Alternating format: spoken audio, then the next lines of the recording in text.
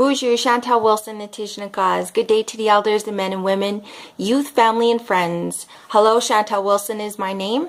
I've received and accepted a nomination for council in our 2017 election. And I am making this video to share with you my roles and responsibilities that I stand by in my potential role as council of Wew'suwakāpō First Nation. And this is an epic responsibility that I approach with care and with passion. And much respect to our current leaders, Chief Murray Clearsky, Councillors Melva Wabash, Jim Cody, Tim Cloud, Anthony Longclaws, and Roger Mentuck, and to the other nominees and to the candidates. As leaders, we are to work for and with the people. And the time has come where we are going to make a difference. As leaders, we need to set examples and we need to demonstrate and create solutions that we are going to bring forth to our community. We can develop our own inherent skill sets. We can create businesses. We are to create employment and to share our talents with others. We have the resource amongst us all, and we are breaking cycles. The 7th-generation principle taught by our people says that every decision, be it personal, governmental, or corporate, that we must consider how it's going to affect our descendants 7 generations into the future. So my decision to move back home is to share with you an opportunity that I believe has great potential. I'm here to share a business of creating unique, authentic, traditional foot and handwear, better known as moccasins, mucklucks, and gauntlets. And this is a tradition that I carry, and I have every intention to share it with anyone who is willing to take the time to learn. This has helped given me employment, self-employment, and now I'm a teacher.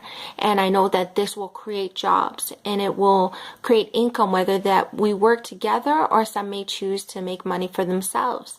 The biggest Manitoba competitor in this industry revenues $10 million a year. And a majority of these moccasins and mucklucks are manufactured overseas in Vietnam and China for the sole purpose of creating more revenue for themselves. And I believe in my community. I know that we can take back and revive our creative traditional arts. And there's a whole variety of arts that we can invest in, from regalia making to jewelry, beadwork, painting, clothing design, and more. Nowadays, we have to put those thoughts to paper and format that into a business plan and into proposals.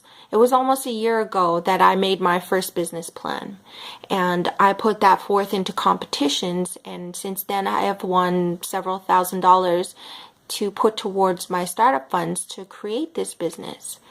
And I know that you can do it too. Whatever your ideas may be, let's make that a reality. Employment and wealth creation is the key to economic self-reliance. Our Indigenous communities have access to more funding outside of our jurisdiction, enabling economic prosperity like never before. By creating Indigenous businesses, from anything from natural resources, construction, supply and service, tourism, manufacturing, retail, and others, we can compete for federal government contracts. There's a total of $3.3 billion that can be awarded to our Indigenous communities and businesses. And we have access to grants and to loans that can become forgivable, meaning that if we stay in business, we don't need to pay them back.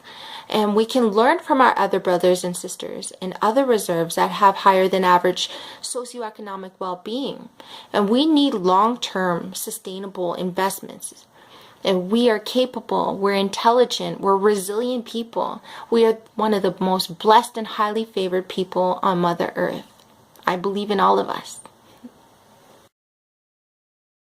I'm going to help create public transportation, and this is a necessity for our people in our community. Wew'suwakāpō is one of the biggest reserves in Manitoba. Having to walk kilometers, hours just to go buy groceries, to go to the clinic, access programs, to go to school, or even just to go to work. This is a struggle that many of our people face, and we need to develop a public transportation system. It's absolutely vital to our well-being, but also to our prosperity.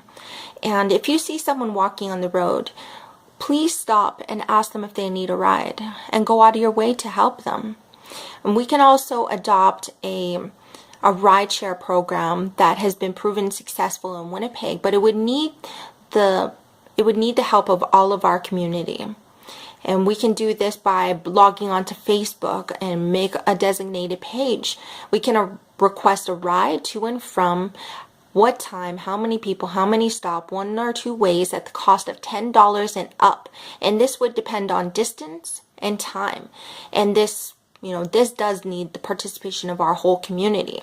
And there would be a driver membership fee. And we'd also fundraise money so that would go towards gas costs and time for a driver to give rides one time per week for free, or during specific times such as wakes and for funerals. And these are ideas just to tackle the problem of lack of transportation. Now, to bring up a sensitive topic of child and family services, the child welfare system. Tens of thousands of our children are in care. This is a genocide of our people, and it's come in many forms through the residential school system and now the child welfare system. And recognize that this system is failing. There's more children in care now than there has been in the residential school system. And there's more money being invested annually to keep our children away from their families, from their parents. The children, they don't have access, to the language, to the culture, to the teachings from their, they don't have access to their parents or their families. And many contemplate suicide, have committed suicide, and are left to deal with issues that they have accumulated over time of being in the system. They're left to deal with that on their own.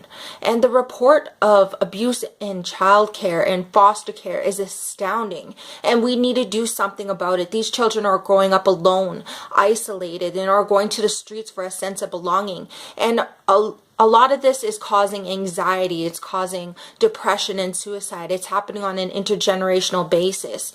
And we need to break this cycle. We can help by engaging family members. We can empower the voice of the youth, of the parents, of the grandparents. And these are solutions. We need to build up our communities. We need to work together and to bring our children home. So I propose that we build a group home in our reserve. This will help bring back the language, the culture, the teachings. It will help bring our children home and be closer to our families so that they're not alone or isolated. And I know that, that this would be very helpful because I was a permanent ward in CFS from the age of 4 until I was 18. And I benefited from living in a group home facility that was in Wayway-Sikapo. And it was a 10 apartment facility. And there was 2 single girls to 1 apartment and 1 mother and 1 baby to an apartment.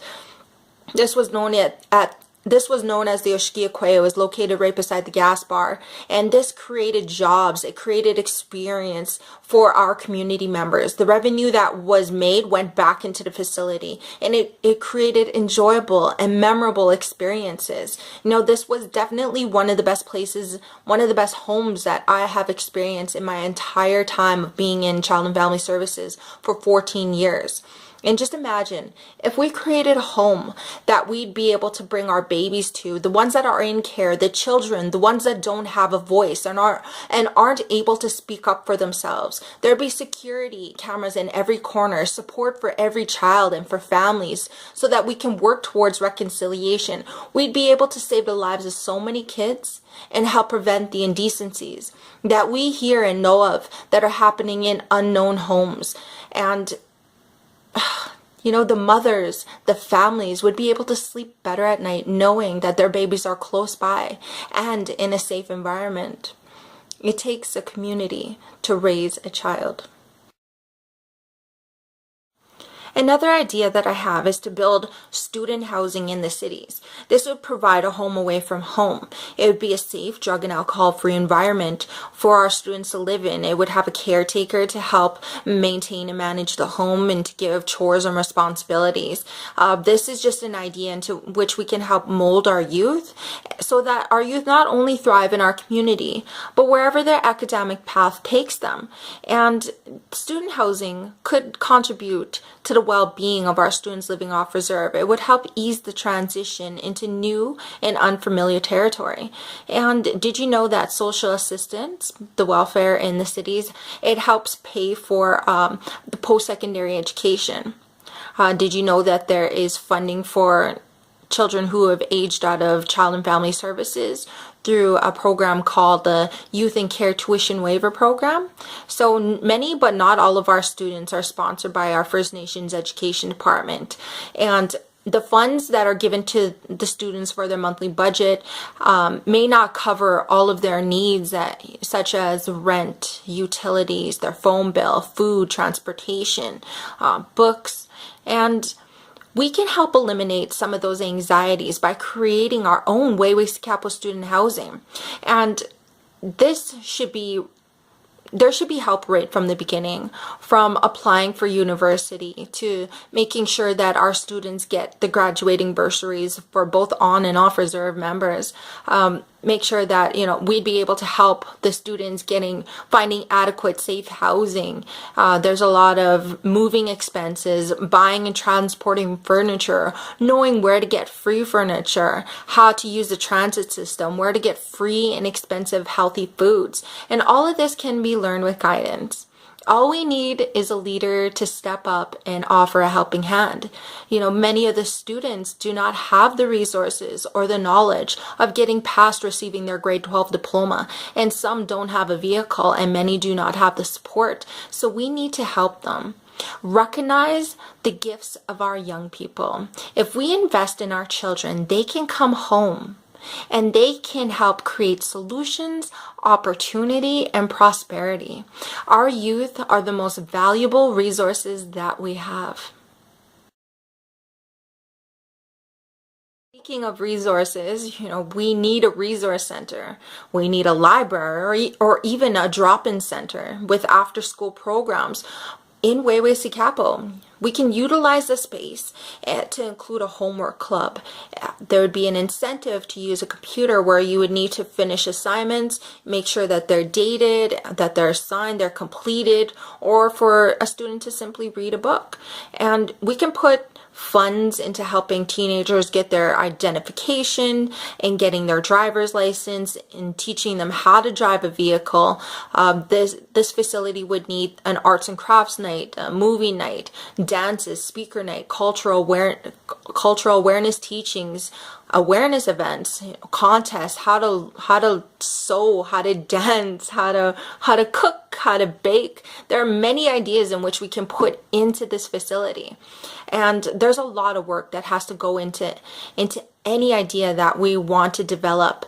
And I believe that, it would be effective to create a youth council, a women's council, and an elders council so that we can hear the many concerns and ideas that everyone has and we can implement them. Each and every council working towards solutions to better our community and reach all of our needs. In 2016, funding was announced for $8.4 billion over the next 5 years. And this will be dispersed among all of our nations and territories, and $2 billion will be invested into our First Nations education. That leaves the rest to go into our healthcare, into our homes, into our programs, etc. And with the newly added funding, that means that we can take the steps in improving our community. And we need strong leadership that will exercise good judgment in ensuring financial viability, and that will consider and stand up for our community needs and values. And I'd just like to say thank you, miigwech, for taking the time to listen to me. So believe in me, Chantel Wilson, a proud Wayway-Sikapo woman, can help lead and navigate a new way into our future together, blazing trails for economic development, seeking new and exciting opportunities for us to build upon, closing the gap between leadership and band members for the sake of progress for our people and community.